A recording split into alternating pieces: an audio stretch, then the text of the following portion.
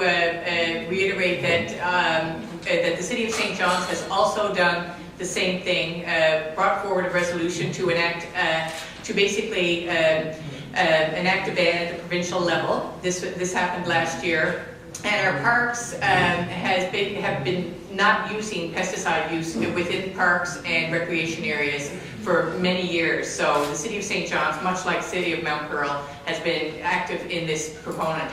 The issue is that the legislation at the city level cannot do anything. It has to happen at the provincial level, so that's why we really need to be advocating at that level. Next, I would like to introduce again now Councillor Hanlon, and she will speak on behalf of the municipalities Newfoundland and Labrador. Hoping Sheila, Councillor O'Leary puts on that 5-minute clock, because these notes are some of mine and a lot of Craig Pollock's. I've been involved with M&L for the last couple of years, and this year I have the pleasure of being Director of Communications. So in my little presentation here, you'll see the role that I will play in getting this message out to all the other municipalities across Newfoundland and Labrador. And why a ban? We believe a ban is justified on the basis of precaution. The provincial government seems to be operating on the premises that pesticides are safe until proven otherwise. We totally disagree. We think that it is more prudent to assume that they are not safe until it is proven that they are safe, which we don't think they are. Enough scientific investigation has been done to provide a reasonable doubt that they are safe, so why should we take the chance? In addition, it is proving almost impossible to regulate the application of these chemicals as wind and rain conditions have significant impact on the dispersal. It's almost impossible to contain them or to track them where they have gone. Why ask the province? The only ones who can implement a comprehensive ban on the sale and use are the provincial government.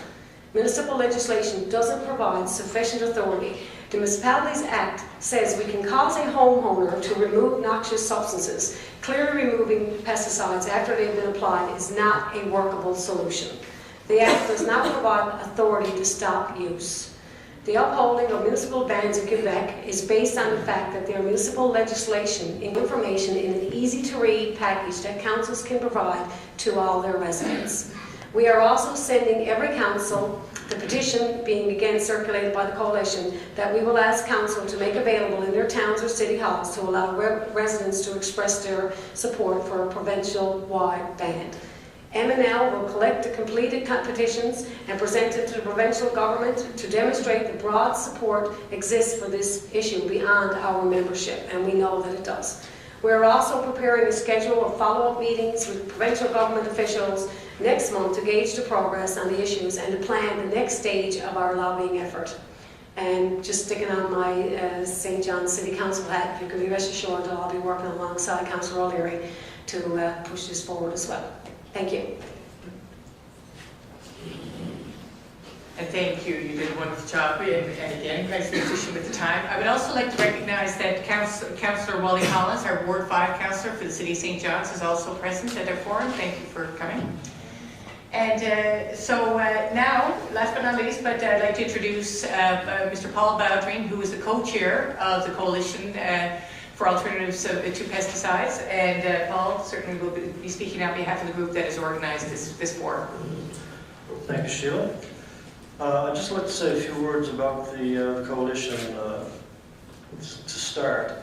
We're an independent group, and we've been campaigning on this issue, I'd say, for at least 10 years now.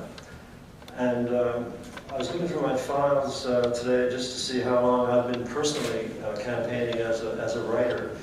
And it goes all the way back to 1997, so it's more than a decade. I wrote a letter to Councillor Ray O'Neill asking for a very simple thing: if when pesticide companies spray properties, City Council could have a regulation putting up a sign saying that the properties had been sprayed. This was before the provincial government passed regulations to that effect. And in 2003, I wrote several letters to council, and I received a reply saying that council had actually was writing a letter to the provincial government recommending a province-wide pesticide ban, and if if they didn't want to have a province-wide ban, to change the municipal act so that City Council, St. John's City Council could have a municipal ban. And that was in 2003, and to my knowledge, they have never received a reply. My involvement, I've been asking myself this question: why? It seems as if the provincial government is the only organization left in Newfoundland that doesn't want to have a ban on cosmetic or non-essential pesticide use. And I'm wondering now, after being involved in this campaign for 12 or 13 years, why they're so resistant to a ban when we had bans in 5 Canadian provinces. We're the only eastern province left without a ban. And we had bans in approximately 180 municipalities across Canada. And all of these bans in total protect approximately 80% of the Canadian population in one form or another. You know, either complete bans on pesticide use or serious restrictions. So we seem to be the last corner of the nation that's left. And why the provincial government is so resistant to this, I don't know. It's a complete mystery to me as someone who's been actively involved for a long time.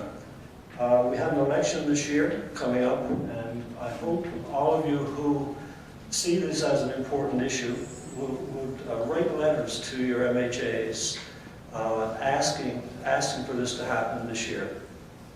We have a petition, hard copy here in the room, and we have a petition on our website that I hope you will sign. But in addition to that, a personal letter from you to your MHA might have some, even stronger effect. And I guess that's all I want to say. Okay. Thank you.